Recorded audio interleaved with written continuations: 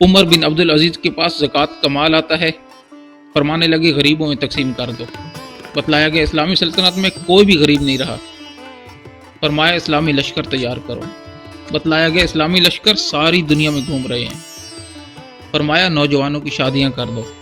بتلایا گیا شادی کی خواہش مندوں کی شادی کے بعد بھی مال بچ گیا ہے، فرمایا اگر کسی کے ذمہ قرض ہے تو ادا کر دو، قرض ادا کرنے کے بعد بھی مال بچ جاتا ہے۔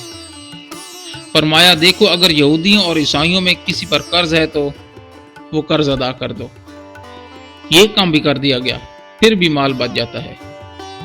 فرمایا اہل علم کو مال دیا جائے، ان کو دیا گیا، مال پھر بھی بچ جاتا ہے۔ فرمایا اس کی گندم خرید کر پہاڑوں کے اوپر گرا دو تاکہ اسلامی سلطنت میں کوئی پرندہ بھی بھوکا نہ رہے۔ حضرت حسن بصری رحمۃ اللہ علیہ نے ایک شخص کی جنازے میں شرکت کے بعد اس کی قبر کے پاس کھڑے ہو کر ایک آدمی سے پوچھا کہ تمہارا کیا خیال ہے، اگر یہ شخص دنیا میں واپس آ جائے تو یہ کیا کرنا پسند کرے گا؟ تو اس نے جواب دیا یہ استغفار، نماز اور خیر کے کاموں کے سوا کچھ بھی کرنا پسند نہیں کرے گا۔ تو آپ نے فرمایا فوت ہو جانے والا تو یہ کام نہیں کر سکا، لیکن تم ضرور کر لینا۔